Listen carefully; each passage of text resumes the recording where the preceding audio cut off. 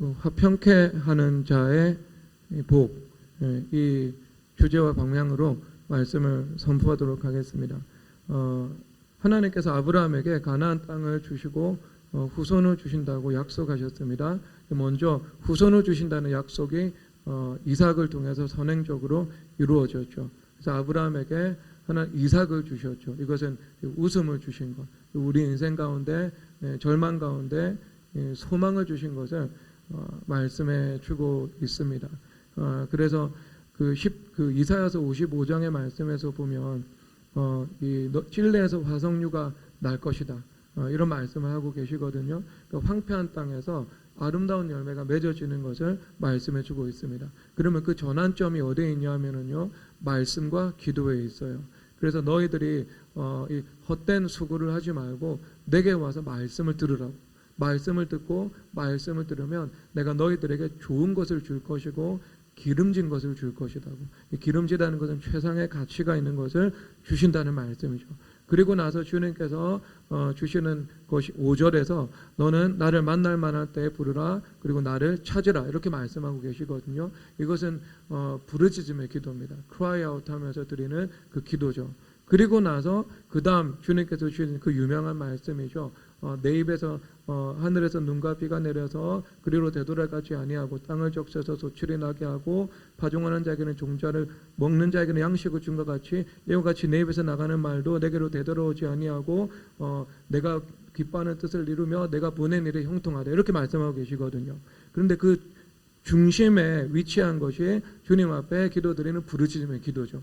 하나님의 말씀을 듣습니다. 그런 말씀을 통해서 내 내면의 세계가 구축되죠. 리세팅이 되는 겁니다. 그래서 말씀을 통해서 종합적이고 수평적인 그 구도로 모든 만물을 바라볼 수 있는 통찰력과 판단력이라는 그 영안의 기능을 주시죠. 이것을 지혜라고 말을 하는 겁니다. 그러면 이 지혜만 있다고 내가 내 인생의 열매가 나타나는 거 절대 아니죠.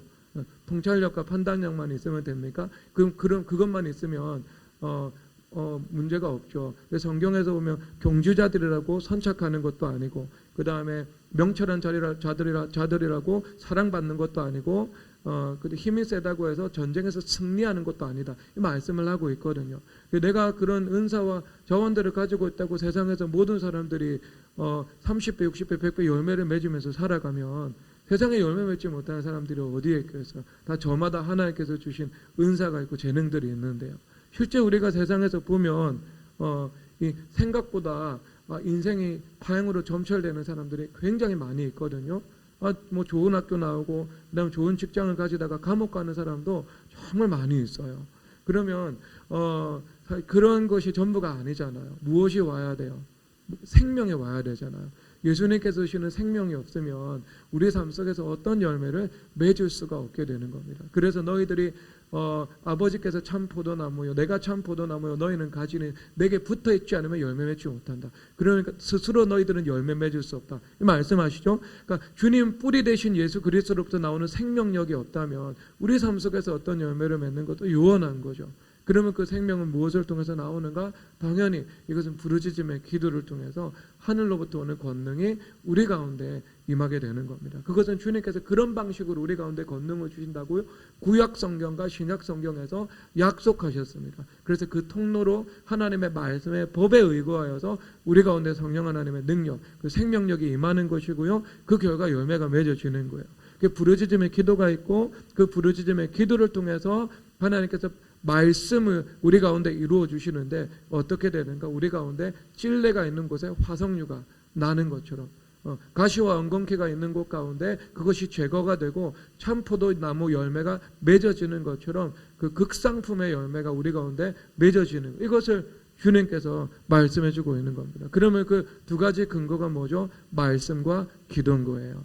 그래서 오늘 일부 예배 때 주여 내가 눈뜨기를 원합니다. 말씀을 통해서 만물을 바라보고 나를 바라보고 그리고 이 모든 사물들의 인과관계를 파악할 수 있는 이 실력의 함양이 되는 거예요. 그리고 주님 앞에 여리고성 앞에 있는 두 소경이 부르짖어 기도 드렸던 것처럼, 또 부르짖어 기도 드렸던 것처럼 부르짖어 기도 드릴 때 하나님으로부터 내려오는 그 신적 지혜가 임하고 신적 능력이 임하여서 우리 가운데 예수 그리스도의 열매가 나타나게 된다. 이것을 말씀해 주고 말씀해 주고 있는 것입니다.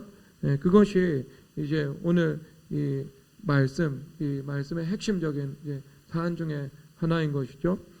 일부 예배 때. 그러면 여기서 자, 이 13절에서 보면은요, 내가 그 밥값을 당신에게 주리니 내게서 받으시오, 이렇게 말씀을 하고 계십니다. 그러니까 아브라함의 그 약속, 이게 성취가 됐어요, 약속이. 그래서 말씀하시고 이루시는 주님에 의해서 먼저 주님께서 이삭을 주셨어요. 웃음을 회복시킨 거예요. 그 찔레에서 화석류가 나게 하신 거예요. 그리고 그 근간은 말씀하고 이루시는 거고, 그 사이에 기도가 들어가는 거죠. 부르짖음의 기도. 그리고 나서 주님께서 또 하나를 주셨는데, 사라의 죽음과 함께, 참 역설적이고, 사라의 죽음과 함께, 이제 나이가 들었으니까 돌아가셔야 되잖아요. 근데 그 죽음이 또 하나님께서 이 죽음이라는 이 삶의 고난이 복이 된 것처럼 하나님께서 복을 주셨는데 막벨라 굴을 주님께서 허락해 주신 거예요. 그래서 여기서 은 400세겔을 달아서 헷 족속 사람 에브론에게 돈을 주고 대가를 지불하고 합법적이고 적법한 그 절차를 통해서 가나안 땅을 매입을 하게 됩니다. 그러면 성경 전체에 있는 그 원리 중에 하나가 뭐냐면 대표성의 원리라는 것이거든요. 대표성의 원리에 입각해서 대표성의 원리는 하나의 전체가 담겨 있는 거죠. 가정에서 한 사람이 주님 앞에 바로 설 때 그 한 사람이 바로 섬으로 나머지 전체가 바로 서는 거. 이게 대표성의 원리잖아요. 그래서 성경에서 온전하게 행하는 자가 의인이라 그의 후손에게 복이 있도다. 후손이 무슨 상관이 있어요? 후손이 부모하고 무슨 상관이 있다고? 다 개별적이고 인격적인 존재인데. 그런데 성경에서는요, 그 가정이라는 것을 공동체적인 집합의 개념으로 보죠. 공동체적인 속성을 가지고 있으니까요. 그래서 그 가정에서 한 사람이 주님 앞에 온전해진 거예요. 회개를 통해서. 그런데 그 결과 누가 누려요? 그 자손이 복을 받게 되는 겁니다. 그래서 여기서 이 그 전 장에서 보면은 22장 18절에서 보면은요, 여기서 내 씨로 말미암아 천하 만민이 복을 받는데요. 그러니까 내 씨는 이삭이죠. 아브라함이 아닙니다. 이삭으로 말미암아 천하 만민이 복을 받는데요. 그런데 왜? 아브라함이 주님의 말씀을 준행하였기 때문에. 그러니까 아버지의 순종으로 인해서 아들이 복을 받은 거예요. 이게 대표성의 원리라고 말하는 겁니다. 그래서 가정 전체에서 하나가 전체를 대표해서 하나가 변화되는 것이 나머지 전체가 그 안에 수렴되어 버리는 거죠. 이게 성경 전체의 구도잖아요. 대표적으로 누구죠? 예수 그리스도잖아요. 예수님의 순종 안에 우리가 순종이 되어서 믿음으로 의롭다함을 받은 겁니다. 그러면 여기에서도 마찬가지죠. 가나안 땅에서도 일부의 밭을 구입했습니다. 일부의 밭을. 그럼 이 부분의 전체가 수렴되는 거죠. 사실상 이때 가나안 전체에 대한 법적 영적 소유권이 확립된 사건인 겁니다. 그리고 이 법적 소유권에 입각해서 가나안 땅의 이스라엘 백성들이 광야 시대를 끝나고 약속의 땅으로 진군에 들어가서 하나님 나라를 그 안에 구축하는 모습, 영적인 전쟁을 통해서 차지하는 모습으로 나타나고 있는 거죠. 이것이 우리 영혼의 대입이 된다면 성령 하나님께서 우리 가운데 오셔서 우리를 거듭나게 하시는 거, 본 어게인하게 하시는 거, 중생이죠. 중생으로 우리가 의롭다함을 받잖아요. 믿음으로, 중생과 믿음으로 의롭다함을 받거든요. 그런데 그것은 성령 하나님께서 우리 가운데 개런티 보증으로 오셔서 우리 나머지 전체를 거룩하게 하신다는 것의 시작이 되는 거죠. 그래서 중생을 통해서 들어오신 성령 하나님께서 이제 우리를 어떻게 해나가서 우리 전부를 주님께서 소유해 나가기 시작하는 거예요. 소유해 나가기 시작하는 것. 주님께서는 이런 대표성의 원리에 입각해서 우리의 영혼도 구원해 나가시는 거잖아요. 그러면 주님의 뜻은 확고하죠. 우리가 거룩해지는 것. 우리가 거룩해지지 않으니까 그 거룩해지고자 하는 거룩해지라고 하는 하나님의 말씀에서 내가 완강히 거부하니까 약속도 이루어지지 않아요. 우리 삶 속에 화석류의 찔레 가운데 화석류가 나타나고 가시와 엉겅퀴가 제거되고 포도나무 열매가 맺어진다는 그것이 이루어지지 않는 거죠. 요한복음 15장에서 내가 너희들에게 열매를 맺게 하려 가지를 깨끗하게 하신다고 말씀하고 있잖아요. 내가 그 완고함으로 그거 버티고 있으니까 그 화석류라는 약속과 포도나무 열매라는 약속이 이루어지기가 요원한 일이 되는 겁니다. 그리고 안 하니까 어떻게 해요? 주님께서 인격이시고 그 사람의 의지를 존중하시잖아요. 그러니까 의지는 여러분들이 주님 앞에 스스로 열고 스스로 굴복되어야 하는 부분이거든요. 그러니까 주님께서 그것은 자유의지를 가진 인격으로 만들어 놓으셨기 때문에요. 그 사람을 변화시키는 것은 사실 환란이 아니면 가능하지 않는 거죠. 인생 채찍과 사람의 막대기를 통해서 이제 주님 앞에 그 길을 걸어가야 하는 순간이 오는 겁니다. 예, 여러분 거룩은요 우리의 숙명입니다. 거룩을 스스로 걸어가느냐 아니면은 타의에 의해서 걸어가느냐 아니면 자의반 타의반으로 걸어가느냐 뭐 이 차이인 거죠. 네, 그렇죠. 그러니까 스스로 자원하는 심령으로 거룩의 길을 이제 진군해 나가기를 바랍니다. 자, 그래서 자 여기서 하나 가운데 이 전체가 들어가 있다. 여러분 이것은 만물을 관통하고 있는 이 법리거든요. 그러면 자, 성령 하나님도 세상을 다스리실 때 이 방향으로 다스리잖아요. 작은 것 안에 전부가 들어가 있는 거예요. 작은 것 안에 전부가 들어가 있는 거예요. 그러면 작은 것은 절대로 작은 것이 아니죠. 그러면 우리 삶을 인도할 때 예수님께서 부자 청년 예수님 만나러 오잖아요. 근데 그 부자 청년이 얼마나 이 정말 율법으로나 은혜로나 영적으로나 물적으로나 좋아 보이는 사람이었는지 예수님께서 구원에 멀다고 선포하시니까 예수님의 제자들이 저 사람이 구원받지 못하면 누가 과연 구원을 받을 수 있겠습니까? 이런 말을 할 정도였던 거죠. 아마 유명했던 사람 같고 또 이스라엘에서 큰 자였던 것 같고 재산도 많이 있었던 것 같고 셀러브리티였던 것 같고 그 다음에 행실도 발랐던 것 같고 성품도 좋았던 것 같고 가난한 사람도 구제를 많이 했던 것 같아요. 그러니까 뭐 이게 신문지상에 오르내릴 때 뭐 미담 머리부터 발끝까지 미담인 그런 사람이 이 사람이 구원받으면 누가 구원받을까 하는 그런 존재였던 거예요. 이분이 어떤 그 안에 나르시시즘 이런 자기 사랑이 가득했죠. 와가지고 주님 앞에 물어보는 거예요. 내가 무엇을 해야 영생을 얻겠습니까? 예수님께서 그 본질을 간파하시고 도둑질하지 말라, 그 다음에 뭐 이웃을 사랑하라, 간음하지 말라 어떤 대인관계 계명을 딱 주시잖아요. 그래서 내가 이거 다 지켰다고. 그런데도 불구하고 뭔가 직감했죠. 이거 온전하지 못하다고. 그래서 아직도 내가 무엇을 더 지켜야 됩니까? 이렇게 이야기를 합니다. 그럴 때 예수님께서 말씀을 하시기를 네가 온전하기를 원하며, 자 온전하기를 원하며 내가 가진 재물을 다 팔아 가난한 자들에게 나누어주고 나를 따라와서 나를 섬기라 이렇게 말씀을 하고 있는 거죠. 그러면 이 말씀이 뭐냐 하면은요, 이 부자 청년이 두 가지 의미를 가지고 있는데요. 이 부자 청년이 예수님을 만나는데 가장 중추적인 중추적인 장애가 되는 것이 물질의 문제였던 거예요. 그렇기 때문에 주님께서 그것을 간파하고요, 물질에 있어서 굴복되기를 주님께서 요구하셨던 거죠. 사람마다 중추적인 문제가 있을 수 있잖아요. 예수님을 만나는데 교회됨이라는 문제, 제자도라는 문제, 아니면 인본주의라는 문제, 뭐 율법주의라는 문제, 그 중추가 되는 문제죠. 그렇죠. 자기의 높아진 이론을 가지고 교만함으로 살아간다는 이런 것이 될 수도 있잖아요. 그리고 또 다른 한편으로는요, 부분적인 문제가 될 수도 있는 거예요. 이것을 만약에 우리 가운데 요구할 때 주님께서 이 부분도 순종하기를 원하시는군요 할 수 있잖아요. 그래서 머리부터 발끝까지 온전히 거룩해졌는데 뭐 넷플릭스에 중독이 되어서 살아간다 뭐 이런 사람들, 그렇죠. 모든 이 계명에 대해서 순종하면서 살아가는데 내가 시간에 대해서 주님 앞에 복종하는 것이 참 너무 힘들고 어렵다 이런 사람들이 있을 수 있잖아요. 그러니까 여러분들이 머리부터 발끝까지 모든 여러분들의 삶을 바라볼 때 그리스도께서 주인 되시지 못한, 아직 내가 주인 되어서 살아가고 있는 세밀한 영역이 있을 수 있잖아요. 그런데 예수님께서는 그 영역조차도 주인 되기를 원하신다. 이것이 온전하다 이런 거예요. 왜냐하면 한 부분이 전체죠. 하나가 전체죠. 그러면 이 부분적으로 그리스도께서 주인 되시지 못하는 그 악의 영역이 우리 가운데 존재하고 있다면 그 하나는 나머지 전체죠. 그 하나가 원수마귀 전체를 끌어다 올 수 있는 그 타켓이 될 수 있기 때문에, 지점이 될 수 있기 때문에 주님께서 그것을 요구하고 있는 거예요. 이것이 여러분 막벨라굴의 법적 소유권이 우리에게 주는 의미예요. 우리에게 주는 의미예요. 그런데 이것을 제가 이거는 그리스도와 그러니까 화목해 하는 자가 오늘 핵심 주제입니다. 그러면 화목해 하는 자라는 것은요, 우리가 양극의 전제가 있죠. 하나님과 화목해야 된다. 그리고 두 번째 뭐예요?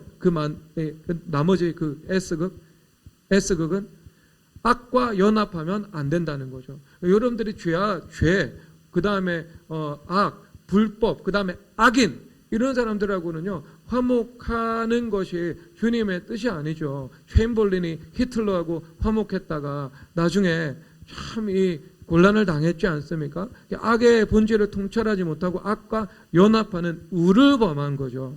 의를 범한 거죠. 그렇죠. 그렇게 있잖아요, 여러분. 사회주의나 공산주의도 마찬가지인 거죠. 그 무신론적인 무신론적이고 진화론적인 그 이데올로기의 실체, 그것이 무엇을 의도하고 있는지 그것을 간파하지 못하니까 이게 내어주면 얼마나 그 고통스러운 일들이 나타나요. 그게 북한에서 볼 수 있고 볼셰비키 혁명 이후에 이 러시아 땅에서 볼 수 있는 일들이잖아요. 그거 그러면 이제 그런 이제 일들이 있잖아요. 그러면 이런 악하고 연합하면 안 된다는 거잖아요. 악하고 연합하면 안 된다. 그러면 우리가 때로 인생을 살다 보면은요, 뭘 해야 되냐? 인생을 살다 보면은 악하고요, 영적인 전쟁을 해야 되는 때가 있습니다.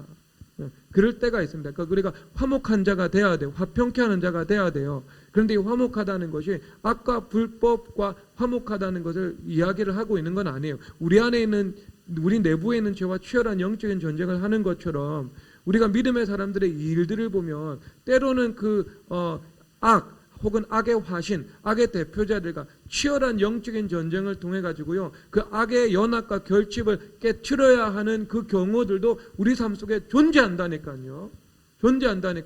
그럴 때는요, 성령 하나님을 따라 담대함과 확신을 가지고요, 이 강하고 담대한 마음을 가지고요, 권위를 행사해서 그 악을 적법하고 합법적이고 타당한 방법으로 쫓아내야 돼요. 쫓아내야 된다니까요, 그거는.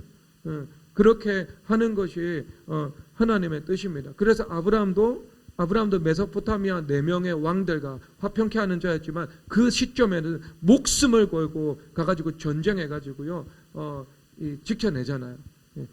지켜내잖아요.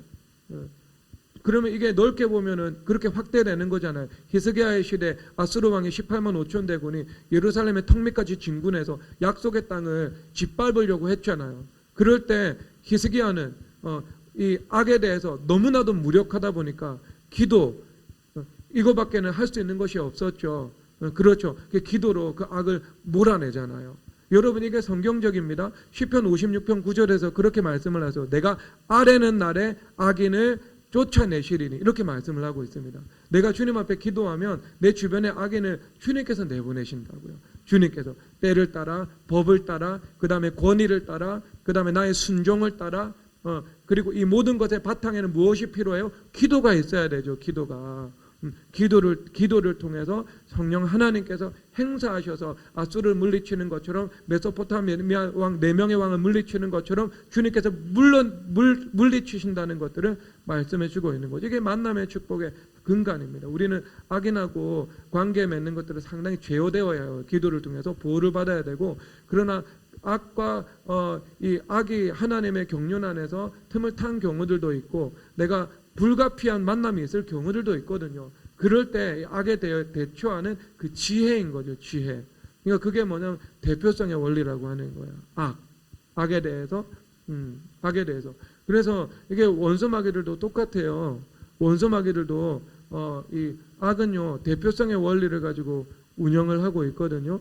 그래서 이 대표성의 원리를 알기 때문에요, 악도 어떤 거룩한 악인, 그러니까 강한 악인 한 사람을 내세워 가지고요, 나머지 전체를 악하게 만드는 방법을 씁니다. 예수님도요, 거룩한 한 사람 혹은 거룩한 소수, 혹은 막벨라, 이거 하나를 통해 가지고요, 나머지 전체를 거룩하게 나가는 방법을 써요. 그러면 나머지는요, 끌려가게 되어 있어요.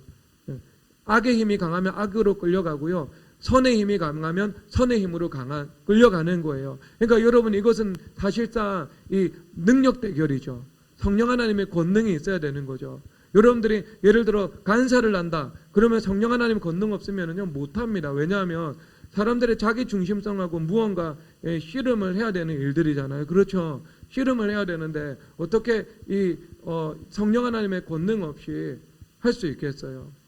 그 안에는 자기 중심성과 타협하지 않고 그 안에 무언가 하나님의 선과 통치를 이루어내야 되는 그런 일들이잖아요. 영적인 권세를 받지 않으면 내가 하나님 나라를 이루는 것, 내 가정 가운데 하나님 나라 이루는 것, 내가 내 죄와 싸우고 그 다음에 내가 섬기는 영혼들, 그리고 관계 맺는 사람들 안에 있는 악과 싸우는 것은 불가능한 일입니다. 여러분, 배후에는 악의 힘이 있거든요. 악의 힘. 그 악의 힘을 내가 다스리는 영적 권세를 반드시 받아야 되는 거예요. 그래서 영적 권세 받는 길이 뭐예요? 주님께서 만들어 놓으신 거 부르짖음의 기도죠. 그 부르짖음의 기도를 통해서 영적인 권세가 임하고 그 권세로 악의 힘을 제거한, 악의 힘을 여러분들이 제어하면서 나가는 거예요. 그래서 악의 힘이 강한가 선의 힘이 강한가 이 대결 가운데에요. 거룩한 영향력이 흘러가는가 아니면 죄의 영향력이 흘러가는가, 여러분 이 결전이 거기서 나누어지는 겁니다. 그러니까 주님께서 그래서 영적 권세 받아야 한다 이렇게 말씀하고 계신 거예요. 알겠죠? 그거 받으셔야 됩니다. 그러니까 제가 이 영적 권세를 받으셔야 돼요. 자, 넘어가도록 하겠는데 악도 마찬가지예요. 악도 우리나라가요 이 최초에 성리학이 등장했을 때는요 경세적인 기능을 많이 했습니다. 그래서 정도전이 조선을 설계하고요 500년이라는 역사 동안 이게 지속될 수 있었잖아요. 굉장히 시스템을 잘 만들어놨어요. 그러니까 그것이 오히려 우리나라한테는 이렇게 실이 되는 면들이 많았어요. 왜냐하면 너무 오래 가서 뭔가 이게 국가가 율법적인 이 세상은요 이 흥망성쇠 가운데 옛것이 새하고 새로운 에너지가 와서 국가를 새롭게 하는 그 면들을 분명히 가지고 있거든요. 율법적 세상은요 자기개혁 능력이 없어요. 자기개혁 능력은요 오직 교회만 가지고 있는 거예요. 왜? 교회는 회개하니까. 세상을 회개할 줄 모르거든요. 그래서 교회는요 지금 2000년이 지났지만 무너지지 않은 거예요. 더 번성하고 있는 거예요. 더 번성하고 있는 거예요. 교회가 무너지지 않았어요, 여러분. 교회가 교회를 세우고 교회가 교회를 세우면서 지금까지 교회는 언제나 창대케 되는 방향으로 왔습니다. 핍박 때문에 멸망당할 것 같은데 뚜껑을 열면 더 성장했어요. 그게 교회의 역사였어요. 왜냐하면 교회가 가지고 있는 힘이 부흥의 능력인데 그 부흥의 능력은 회개에서 옵니다. 회개는 자기개혁 능력이에요. 세상에는요 자기개혁 능력이 없어요. 결국 세상에는 자기개혁 능력이 없죠. 그래서 원수마귀들이 이 세상에 있는 것들 이제 변질시키고 타락시키면서 이끌어 나가는데요. 왜 그런 kill, destroy, 그 다음에 kill, destroy, skill, till. 그러니까 그런 존재적인 본질을 가지고 있기 때문에 망하게 하거든요. 원수마귀들은 언제나 모든 것을 베네수엘라 같게 되게 만들고 볼셰비크 혁명 당시에 러시아 같이 되게 만들고 지금의 영국 같이 되게 만들고 원수마귀들은 그렇게 가지고 가요. 나라를요. 그런데 우리나라도 그때 이 주작 나중에는요 이 성리학이 나중에 변질되잖아요. 그래서 주자의 성리학에 대한 해석이 우상화가 되고 생격화가 됩니다. 주자와 다른 해석을 하면은요 이단이라고 배척을 하게 되겠죠. 종교 같은 자칭 개혁 군주도요 다른 학풍을 가지고 있는 것들은 이제 뭐 사문난적인가 뭐 그렇게 해가지고요 이제 공격하기도 하는 그런 분위기가 분명히 있었어요. 그래서 점점 이게 강경하게 나가는 거예요. 균형 감각을 상실하고 강경파로 나가는 겁니다. 그래서 그 주작에서 그 다음에 나중에는 이제 위장 척사파로 나와가지고요 우리가 일본보다 23년 개방 늦게 해가지고 결정적으로 이제 이 경술국치라는 그 강화도 조약에서 의사조약 경술국치라는 그 과정으로 나아가게 되는 겁니다. 그래서 이것 말고도 일본의 역사에서 동일한 것들이 나타나고요. 그리고 현재 대한민국 정치의 흐름에서도 동일한 면들이 나타나고 있습니다. 나타나고 있어요. 그게 언제나 원수마귀들은요 대표성의 원리를 알기 때문에요 강경파, 그러니까 강하면서 악한 사람을 내세워 가지고요 나머지 전체를 이끌어 가려고 하는 거죠. 그런데 언제 그게 유턴을 하냐면요 세상은 율법적 세상은 자기개혁 능력이 없기 때문에 끝까지 갔다가 환멸에 상복하고 다시 돌아옵니다. 율법적인 세상은 그래요. 그런데 여러분 우리나라는 교회가 살아있죠. 복음이 있죠. 예수님 믿는 사람들이 있죠. 기도하죠. 기도라는 건 자기개혁 능력이죠. 그러면 그 자기개혁 능력이 교회를 통해서 흘러가게 되죠. 여러분 우리나라는요 앞으로 그 흐름을요 주님께서 반전시킬 겁니다. 반전시킬 거예요. 그 흐름이요. 그래서 정말 하나님 중심이 굳건하게 세워지고 하나님 중심을 통해서 이 땅에서는요 정말 이 수평적인 사고를 할 수 있는 그 탁월한 지도자들이 세워지고 그렇게 될 거예요. 나중에는 주님 바꿔주실 겁니다. 바꿔주실 거예요. 그런데 이것도 간단해요. 이것도 막벨라굴의 원리를 따라요.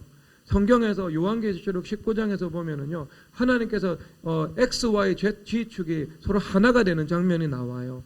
요한계시록 19장에서 보면은요 하늘문이 열려서 예수님께서 재림하시기 직전에 그 장면이 나옵니다. 그리고 그 장면이 나와요. 그리고 또 그 시점은요, 이 악의 삼위일체라고 하죠. 666이라고 하는. 그래서 용, 사탄을 상징하는 용, 그 다음에 이 악의 화신인 적그리스도, 그리고 악의 화신의 마케팅 팀장인 거짓 선지자, 이 악의 삼위일체가 나오거든요. 그래서 그들이 어떤 이 천하만국에 대한 이 권세를 하나님으로부터 허락받았지만 그 권세를 가지고요, 하나님을 대적하고 하나님을 비방하는 그 바벨론의 이제 이 바벨탑을 거의 이제 끝까지 이제 쌓게 되거든요. 그 시점이에요. 그런데 그 시점과 동시에 뭐가 준비되냐면은요, 이 하나님의 이 백성들이요, 거룩한 신부가 되어서 세마포 옷을 입게 됩니다. 이 세마포 옷을 입는다는 것은 제사장의 옷을 입게 되는 것이거든요. 그러니까 제사장의 옷을 입게 되는데, 이것을 그냥 한마디로 말하면 하나님의 백성들이 거룩한 신부로 준비되는 거예요. 그러니까 거룩한 신부로, 즉 거룩과 성결로 준비된, 정금과 같이 연단받은 성도와 그 다음에 신랑 되시고 어린 양 되시고 만왕의 왕 만주의 주 되신 예수님의 혼인잔치가 이루어지는 그 시점인 거예요. 그 직전의 시점인 거예요. 그렇죠. 그러면 이 세 가지가 하나가 되는 겁니다.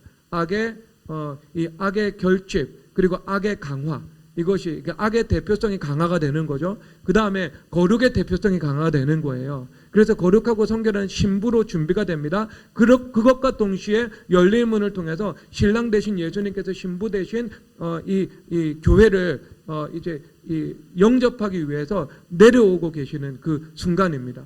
그러니까 이 세 가지가 하나가 되죠. 예수님의 재림 시에는요, 이 세 가지, 악의 강화, 악의 대표성, 그 다음에 거룩의 대표성, 그 다음에 예수님의 재림. 그래서 악을 심판하는 거, 이 세 가지가 서로 하나가 되는 거예요. 하나가 되는 거. 그러면 이게 막벨라굴의 관점에서는 그런 거예요. 막벨라굴의 관점에서는 성도들이 대표성으로 주님 앞에 거룩하고 성결하게 되는 겁니다. 그래서 거룩한 신부가 되는 거예요. 그러면 그 거룩한 신부와 연합하기 위해서 예수 그리스도께서 약속의 실체로 이 땅 가운데 오시는 거예요. 최종적으로는 재림이지만 그 재림 이전의 시점에는요, 예수님께서 오신다는 게 말씀이 육신에 되어서 오신 그 약속이 이루어지는 거잖아요. 아브라함에게 이삭을 주실 때 내가 갈 것이다라고 말씀을 하신 것처럼 예수님께서 오시는 것은 약속이 이루어지는 거잖아요. 그렇죠. 그러면 그 약속이 이루어지는 그 시점에 또 무엇이 이루어져요? 악에 대한 심판이 이루어지는 겁니다. 그 X, Y, G 이 세 가지 축이 하나가 될 때, 이 시점이요, 이제 주님께서 일하시는 시점이에요. 주님께서 일하시는 시점. 그러니까 우리가 이제 거룩의 대표성에 대해야 되는 거예요. 거룩의 대표성에 되고 이 악의 대표성에 대해서는요, 우리가 영적인 전쟁을 하고 주님 앞에 기도를 드려서 그들을 물리쳐야 하는 겁니다. 물리쳐야 하는 겁니다. 그래서 악에 대응하는 최고의 영적인 그 방법은요, 회개와 기도입니다. 그 회개를 통해서 예수님이 우리 가운데 주인 되시는 것이고요. 그리고 기도를 통해서 영적인 권세가 임해서 주님께서 내가 아래는 나의 악인들을 몰아내리니 말씀을 하는 것처럼 원수 마귀와 그 악의 세력들, 악의 결집과 연합들을 주님께서 해결해 주시는 것입니다. 이게 막벨라굴의 법리 안에 담겨 있는 것이죠. 그러면 자, 화목해 하는 자의 법리 가운데 자, 마지막 이거는 화목, 이 악과 화목하지 않는다. 이제 이것이 이제 이루어진 거예요. 그리고 나서 이제 아브라함은 무엇과 화목을 해야 되냐면은 화목이라는 것은요, 뭐죠? 수직적인 사고입니다. 수직적으로 화목이 이루어지지 않으면은 수평적으로 화목이 이루어질 수 없습니다. 왜? 하나님과 화목되지 않은 상태에서 내가 누군가와 화목이 되면 하나님을 대적하는 방향이 되죠. 자기 중심의 질서가 세워지죠. 부정의 연합이 이루어지게 되는 것이지 않겠습니까? 그게 어떻게 하나님께서 기뻐하시는 거라고 말을 할 수 있겠어요. 그래서 화목의 죄 1번은요, 우리가 하나님과 화목할 수 있는 것입니다. 하나님과 화목할 수 있어야 돼요. 그래서 하나님과 화목한다는 것들은요, 우리가 이 땅의 삶을 살아가면서 이 선과 악을 잘 분별하여서 선을 선택하고 악을 분별할 수 있는 능력이죠. 빛과 어둠 가운데 내가 빛을 구하고 그리고 악을 내가 구하지 않을 수 있는 것이죠. 이것이 하나님과 수직적인 관계가 바로 서는 것을 의미하고 있습니다. 그래서 아브라함은 이삭을 아끼지 않고 주님 앞에 드렸죠. 그리고 이삭도 자기 목숨을 아끼지 않고 주님 앞에 드렸죠. 그러면 아브라함은 하나님과 수직적 관계가 바로 서 있죠. 나와 있잖아요. 그렇죠. 그리고 이삭도 아브라함과의 수직적인 관계가 바로 섰습니다. 그리고 아브라함과 이삭과의 관계도 이 discipleship, 이 제자도의 관계로 바로 선 것이죠. 그래서 이삭은 아브라함의 인생에 편승하여서 굉장히 성경에 나오는 어떤 인물보다도 평강의 길, 화평의 길을 그 인생길 전체를 통해서 걸어가는 은혜를 누릴 수 있었던 겁니다. 결국 수직적인 관계가 바로 서고 수평적인 관계가 그 다음에 이루어지게 되는 거죠. 그래서 여러분들은 이 수직적 관계가 가장 선제적으로 바로 서야 되겠죠. 그래서 여기서 하나님이 우리 가운데 하나님께서 세우신 지도자다 이렇게 말씀을 하고 있잖아요. 이것은 수직적 관계가 바로 선 거예요. 그래서 수직적 관계의 핵심은 만물 위 교회 머리 대신 예수 그리스도죠. 그리고 만물은 너희의 것이요 너희는 그리스도의 것이요 그리스도는 하나님의 것이다. 이것이 수직적 관계죠. 아내의 머리는 남편, 남편의 머리는 그리스도, 그리스도의 머리는 하나님. 이것이 수직적인 관계잖아요. 그래서 사람과의 관계, 그 다음에 하나님과의 관계, 이 모든 것이 수직적으로 바로 서는 것을 말씀해주고 있는 거예요. 그래서 아브라함이 교회가 되어서 머리 대신 예수님과 관계가 바로 선 거예요. 그래서 만물 위에 교회가 된 거예요. 그렇기 때문에 이 우리 가운데 있는 당신은 지도자다고, 우리 가운데 있는, 즉 머리 대신 예수님의 몸이다 이렇게 말을 하고 있는 거죠. 그렇죠. 만물 위에 있는 거잖아요. 지도자는 위에 있는 사람이잖아요. 그래서 이 말씀은 이 만물의 위에 있는 당신은 왕이요 선지자요 제사장으로서 우리 가운데 지도자다 이 이야기를 하고 있는 거죠. 이것은 당연히 머리 대신 예수님과 수직적 관계가 바로 섰기 때문에 격상된 거예요. 주님께서 그 위치를 높이신 거죠. 그래서 우리 안에서 예수님께서 높아지시면 예수님께서 우리를 높여주시는 겁니다. 이 말의 핵심은 우리 안에서 예수님께서 높아지시기 위해서는 내가 예수님 앞에서 낮추는 거죠. 낮아지는 거죠. 내가 예수님 앞에서 겸손한 만큼 내 안에 예수님 높아지시고 예수님께서 나를 높아지시는 만큼 예수님께서 나를 높이시는 거예요. 그래서 머리 대신 예수님께서 높아지시니까 내가 교회가 되는 거예요. 그리고 그 만물, 그래서 그 모든 이 수직적인 관계가 바로 서는 거죠. 그래서 위로 수직적인 관계가 바로 서면 우리 관계 자녀들과의 관계 바로 서고요. 그 다음에 만물과의 관계 바로 서고요. 모든 내가 이 세상 가운데 내가 접하면서 살아가야 되고 이 경험하면서 살아가야 되는 모든 관계를 내 안에 계신 예수 그리스도께서 통치해 주십니다. 그러면 거기에서 무엇이 발생을 하냐면요, 만남의 복이 발생을 하는 거예요. 우리가 만남의 복을 구해야 되잖아요. 그 만남의 복을 구하는 것은 간단해요, 여러분.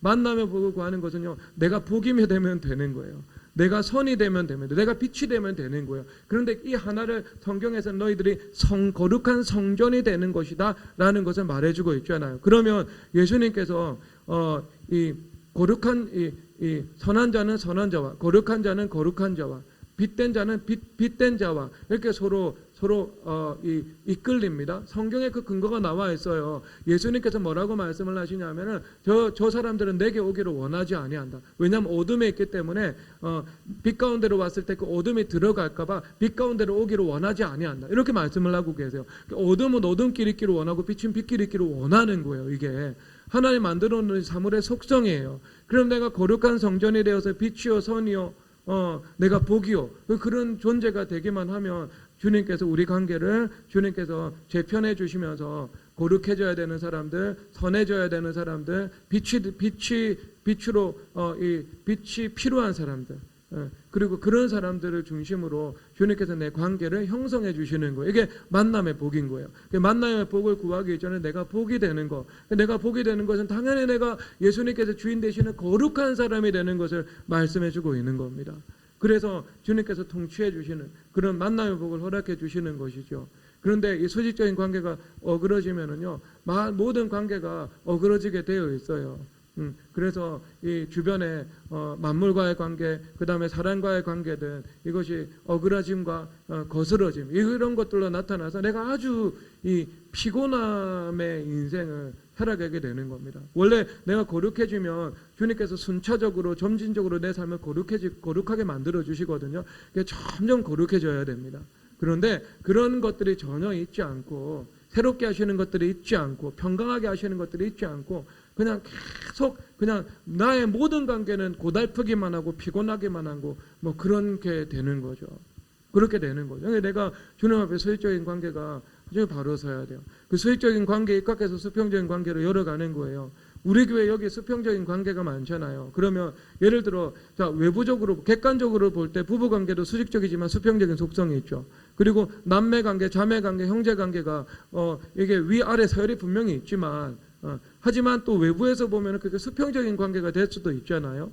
그러면 그런 수직적이기도 하면서 수평적이기도 한 그 관계를 열어가면서 여러분들이 하나님의 통치와 하나님의 거룩과 하나님의 선을 이루어 나가지 않는다. 그러면은요 거기는 원수마귀들의 놀이터가 되는 거죠. 부정한 연합이 되는 거죠. 수익적 관계를 배제한 채 내가 그냥 수평적으로만 좋아하는 거 아니겠어요? 그래서 내 안에 있는 그 연민을 막 쏟아내고 내 안에 있는 뭐 불평 원방을 쏟아내고 내 안에 있는 뭐 누군가를 희화하는 것들을 하고 누군가를 내가 조소하고 누군가를 내가 막 정죄하고 비방하고 예수님 중심에서 멀리 가는 그 말을 하고 그런데 막 나하고 같이 형제된 자, 나하고 같이 부부된 자, 나하고 같이 남매된 자 이런 사람이 그것을 그대로 내가 그런가 하면서 이제 동의를 하기 시작하고 그러면 그 안에 성령 하나님의 교통하심이 이루어지는 것이 아니고 악령의 교통하심이 이루어지는 거예요. 어찌 주님께서 그 관계를 기뻐하신다라고 말씀을 하겠어요. 여러분 이건 수익적 관계가 바로 섰기 때문에 수평적인 관계가 바로 서지 못했기 때문에 수평적인 관계도 어그러지는 모습으로 나타나는 거예요. 우리 교회 여기 자매 보면 너무 딱딱하게 말씀만 이제 뭐 들어서 좀 조금 소프트한 이야기를 하면은 저기 황은혜 집사님하고 황재 집사님이 있잖아요. 이분들이 제가 목회를 하면서 만난 강하신 분들 중에 한 분이거든요. 근데 주님께서 완전히 리뉴얼 해주셨잖아요. 리뉴얼 해주셨는데 제가 자매의 관점에서 보고 있으면은요, 이 악에는 칸막이가 있어요. 그래서 이게 선과 악을 분별하고 악이다라는 생각이 들잖아요. 악에 대해서 뒤돌아보지 않아요. 악을 나누지 않더라고요. 이 자매 사이에서는요. 그러니까 거룩한 것은 오고 가는데 악한 것이 오고 가지는 않더라고요. 한 사람이 칸막이를 치든 그리고 둘 다 이 공통분모를 가지고 그 일들을 이루어 나가든 그러니까 이게 수직적인 관계를 배제된 채 수평적인 관계에 하나됨을 추구해 나가는 그 경향성이 없는 거예요. 근데 여러분 관계가 그래야 그게 거룩한 관계죠. 그렇게 되지 않으면은요 그게 아나니아와 삽비라고 뭐가 다르겠어요. 안 그러겠어요, 여러분? 부부끼리 교회 누군가를 희화하고 있고, 형제끼리 내가 서로 원망하고 불평을 주고받고 있고, 남매끼리는 또 잘 안 통해 또. 근데 좀 이상한 남매, 서로 자기 연민을 주고받고 있고, 서로 그렇게 하고 있고. 그 어떻게 여러분 그게 주님께서 그 관계 가운데 복을 주실 수가 있겠어요? 그 사람 가운데 복을 주실 수가 있겠어요? 거룩한 것이 그 사람을 통해서 언제나 흘러가게 되어야 하는데, 그렇죠, 여러분.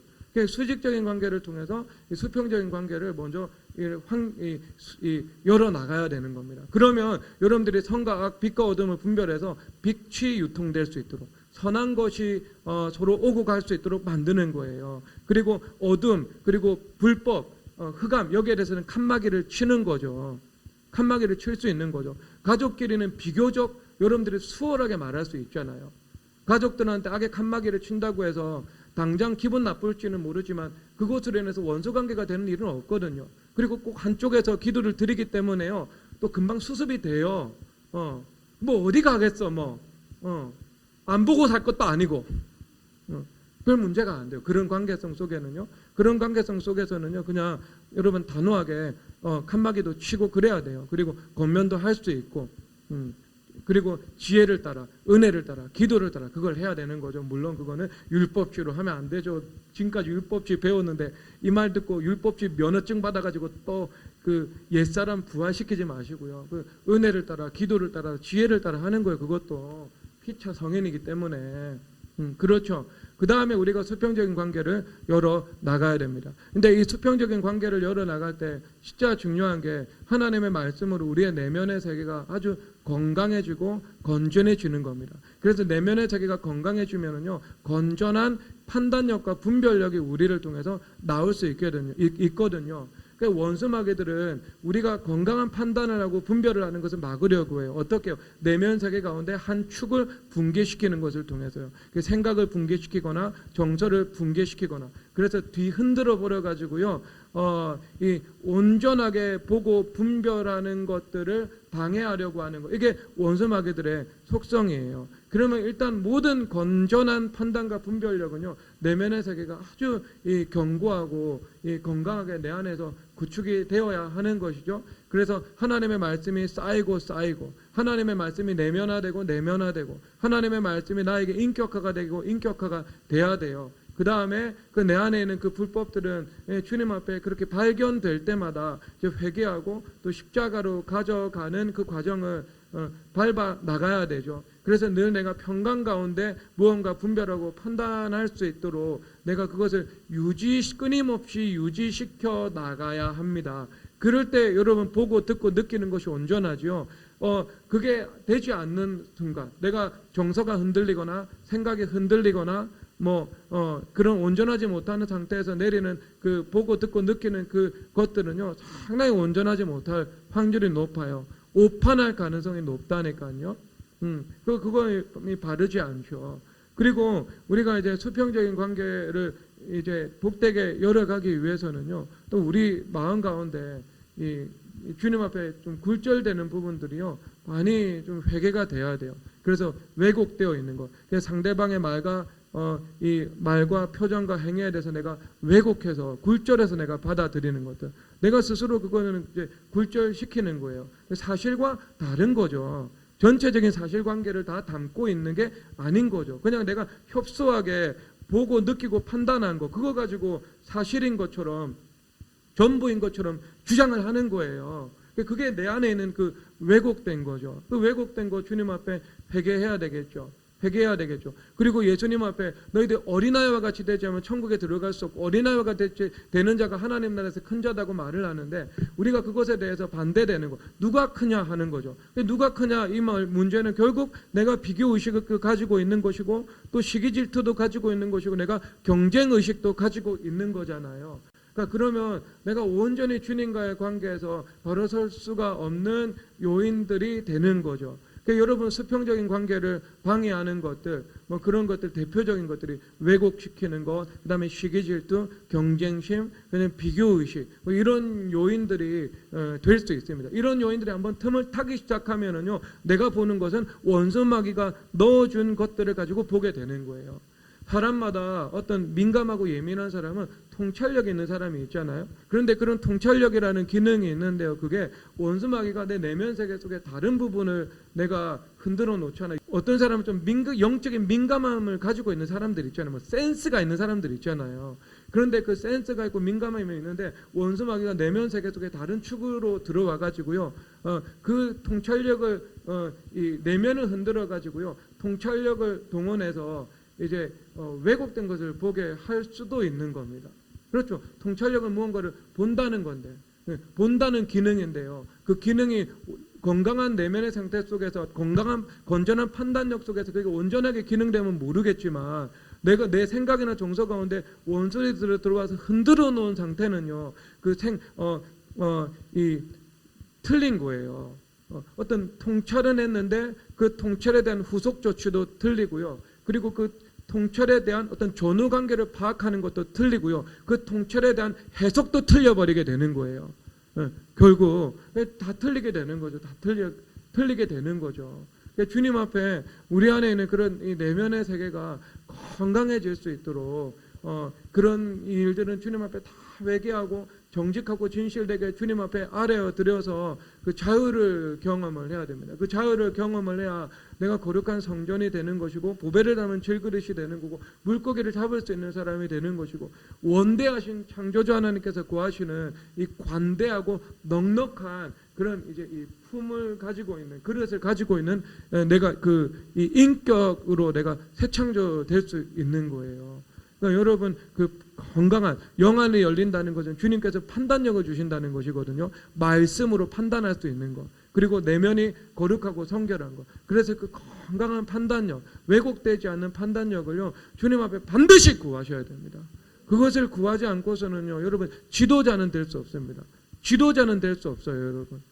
누군가를 잘 섬기는 사람도 얼마든지 할 수 있습니다. 그것 가지고는요, 언제나 지도받고 교정받을 수 있으니까. 그런데 이게 한 조직의 리더가 될 때는요, 매우 심각한 위험을 초래하게 됩니다. 그래서 이게 교회에서 담임 목사가 되려면 판단력이 있어야 돼요. 뭐 부교육자는 지도받으면 돼요. 그리고 회사에서요, 내가 CEO가 되려면은요, 판단력이 있어야 돼요.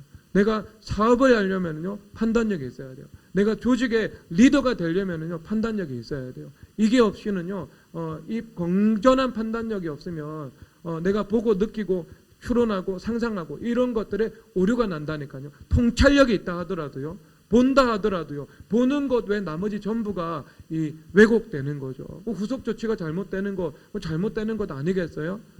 그리고 그것이 수평적인 사고 속에서 어떤 지점에 위치하는지 정확한 포지셔닝을 내가 파악하지 못하는 것, 이것도 왜곡되는 거죠.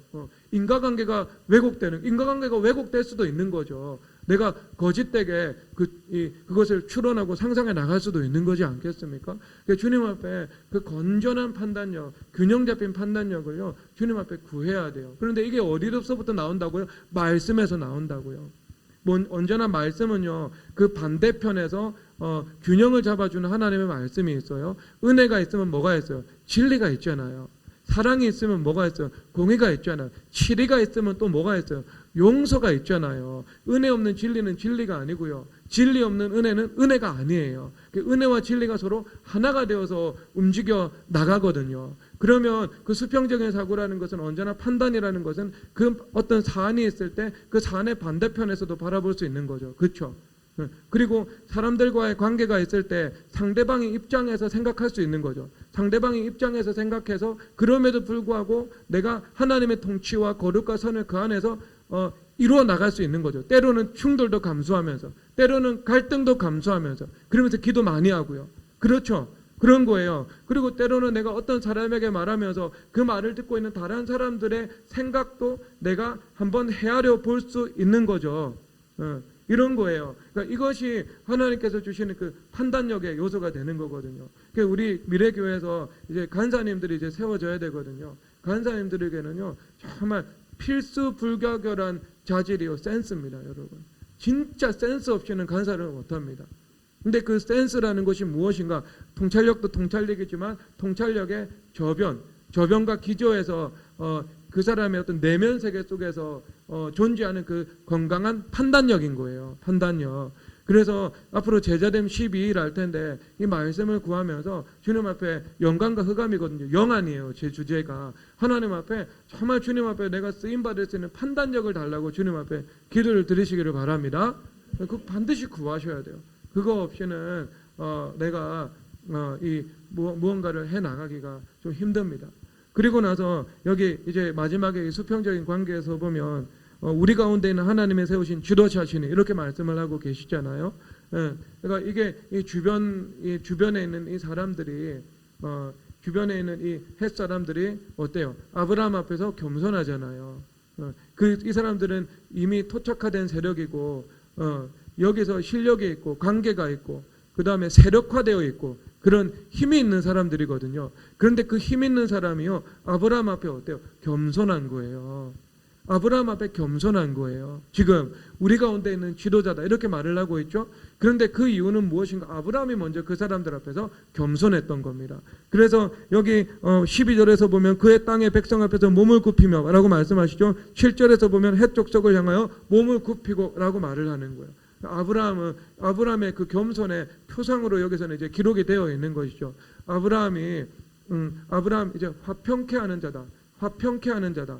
이 화평케 하는 자는 먼저 하나님과 화목한 자죠. 그리고 누군가 하나님과 화목할 수 있도록 내가 기도와 사랑과 말씀과 권위로 그 사람을 도와줄 수 있는 사람이죠. 도움을 받기도 하면서요. 그게 화평한 사람이죠. 그리고 뿐만 아니라 내가 수평적인 관계성 속에서 내가 그 사람을 늘 배려하고 그 다음에 화평을 도모하고 그 사람을 해치려고 하지 않고 그 사람의 뒤통수도 치지도 않고 그 사람을 이용하려고도 하지도 않고 진실됨으로 대하고 그리고 약속을 잘 지키고 그리고 신뢰를 받고 신뢰를 줄 수 있는 사람이고, 그리고 그 사람 배려할 수 있는 사람이고. 그런데 이것이 어디에서 나타나냐면은 아브라함이 그 여호와와 여호와의 두 천사가 나타날 때 어떻게 아브라함이 달려가서 엎드려서 그들을 영접하잖아요. 아브라함은 볼 줄 아는 사람이에요. 무엇을요? 그 광야길을 걸어가는 그 세 사람이 뭐 어떤 측면에서는 그 사람은 정말 비범하고 평범하지 않은 하나님의 사랑과 같다는 것을 알아볼 수 있는 통찰력이고, 그렇죠. 그 안에는 영적인 것을 볼 수 있는 통찰력이면서 또 물적으로는 이 광야길, 이 고대 근동의 뜨거운 이 태양 아래서 걸어가는 그 길이 얼마나 피곤할까 하는 그 물적인 상태를 배려해 줄 수 있는 사람이었던 거죠. 그러면 그게 아브라함의 행동 양식인데 얼마나 그 안에 그 배려가 있었잖아요. 겸손이 있었잖아요. 나타나는 그 그리스도의 인격이 있었거든요. 그러니까 아브라함은 해 족속 앞에서 수평적인 관계가 열려 있었던 분이에요. 겸손했고요, 배려했고, 신뢰를 받을 수가 있었고, 그런 분이었습니다. 그러니까 그것이 아브라함에게 도리어 나타나서 그들도 아브라함 앞에서 겸손하고, 당신은 우리 가운데 세우신 지도자다, 왕이요 선지자요 제사장이다, 이렇게 고백을 받게 되는 일들로 나타나게 된 것입니다. 우리 미래교회 성도님들, 이 막벨라굴의 말씀이 아주 복된 방식으로, 은혜로운 방식으로 여러분 가운데 다 이루어지게 되기를 주 예수 그리스도 이름으로 축복합니다. 그래서 수직적인 관계도 복되고 수평적인 관계도 복돼서 여러분 사람 낚는 어부, 만물과 만민을, 내 안에 계신 예수님께서 만물과 만민을 품으시니까 나도 이 만물과 만민들을 품을 수 있는 아주 넓은 그릇이 확장되시기를 주 예수 그리스도 이름으로 축복합니다.